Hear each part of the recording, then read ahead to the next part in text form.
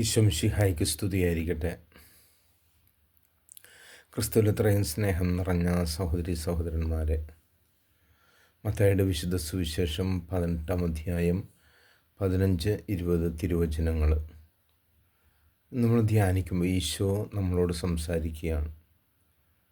ഇടർച്ചകൾ ഉണ്ടാകാതിരിക്കുക. ഒരു സഹോദരൻ തെറ്റ് ചെയ്തു കഴിഞ്ഞാൽ അവൻ്റെ തെറ്റ് അവൻ അംഗീകരിക്കാൻ വേണ്ടി അവനും നീയും മാത്രമായിരിക്കുമ്പോൾ അത് പറഞ്ഞു തീർക്കുക.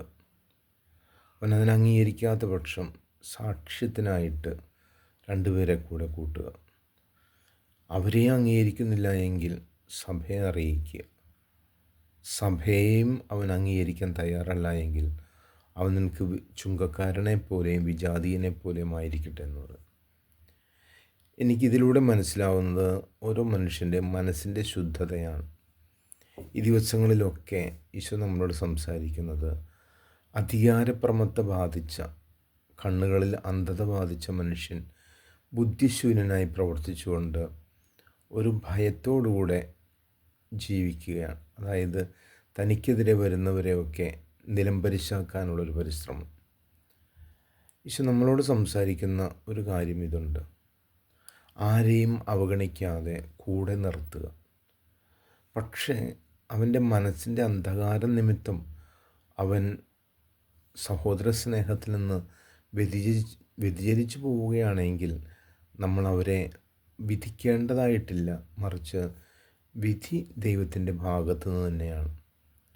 അതുകൊണ്ട് നമുക്ക് എന്താ ചെയ്യുക?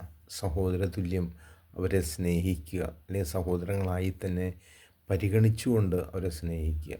പക്ഷെ തെറ്റുതിരുത്താനായിട്ടുള്ള ഒരു ബാധ്യത നമുക്കെല്ലാവർക്കും ഉണ്ട്. തെറ്റ് തെറ്റാണെന്ന്, അത് ഞാൻ തെറ്റ് ചെയ്താലും എൻ്റെ സഹോദരൻ തെറ്റ് ചെയ്താലും തെറ്റ് തെറ്റാണെന്ന് ബോധ്യപ്പെടുത്തി കൊടുക്കുവാനായിട്ട് ഈശോ ആവശ്യപ്പെടുന്നുണ്ട്. കാരണം അവിടുന്ന് ജ്ഞാനത്തിൻ്റെ ഉറവിടമാണ്. അവിടുന്ന് തെറ്റില്ല, അവിടുന്ന് യാതൊരു കളങ്കവുമില്ല. അതുകൊണ്ട് മനസ്സാക്ഷിക്ക് വിരുദ്ധമായ വിധത്തിൽ അവിടുന്ന് സംസാരിക്കുകയുമില്ല. അവിടുന്ന് സത്യമാണ്, അവിടുന്ന് നീതിയാണ്.